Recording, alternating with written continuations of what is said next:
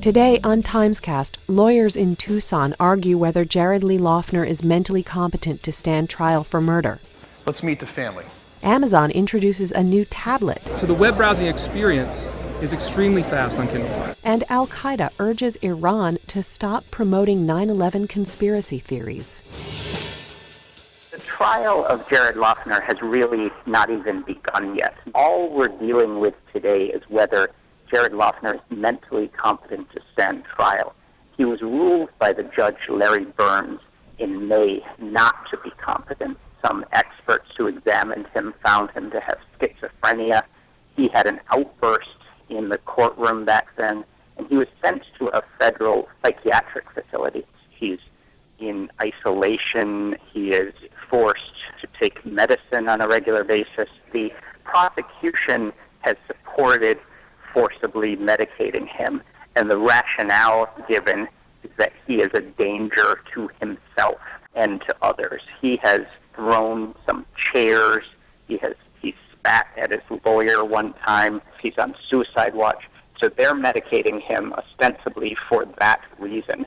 The defense argues that by medicating him, they're actually making it more likely that Jared Loughner could face the death penalty one day.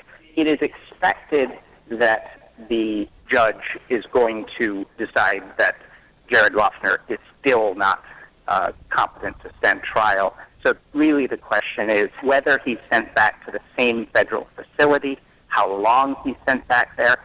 It's most likely that this issue of his competency will be decided at a later date. Apple has dominated the tablet market since the iPad's 2010 launch. Amazon is now launching a new entry that competes primarily on price. What do most people use their tablets for? Checking email, watching movies and TV shows, browsing the web. Kindle Fire ships November 15th. In his presentation today, Amazon founder Jeff Bezos came out today with the Kindle Fire, a new tablet that lets you do all of those things, same kind of stuff you might do on an iPad, except for one big difference. It's $199. That's less than half the $500 price that you'd pay for a base model iPad.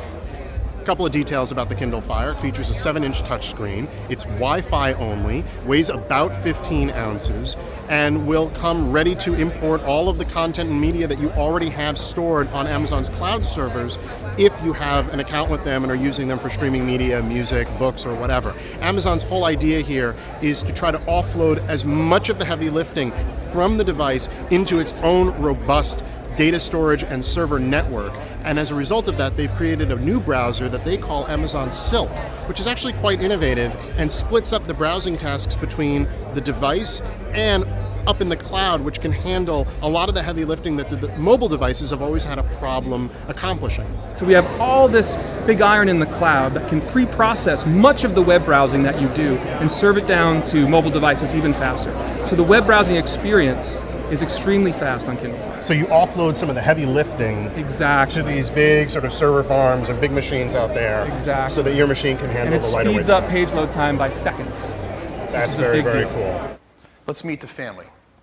It's interesting that this is actually coming from Amazon. Obviously, the company has had success with the Kindle, but it's an indication of the changing times in the industry that what might be the most interesting piece of hardware to come out so far this year is coming from a company that has very little hardware experience. 2011 was supposed to be the year of all the tablet competitors, but we've seen Samsung, HP, RIM, Sony, and a countless other number of companies kind of come out with things usually costing about $499 that most people weren't very interested in.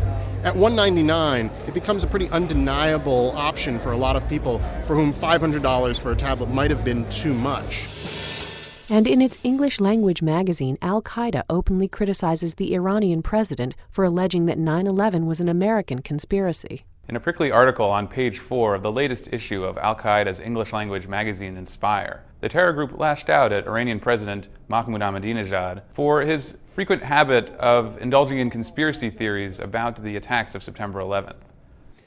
بجای تشکیل کمیته حقیقتیاب 11 سپتامبر The latest instance of this occurred last week at the United Nations General Assembly, where President Ahmadinejad, in a speech, claimed that the United States' killing of Osama bin Laden and the disposal of the body at sea was really a cover for a darker conspiracy perpetrated by the American government.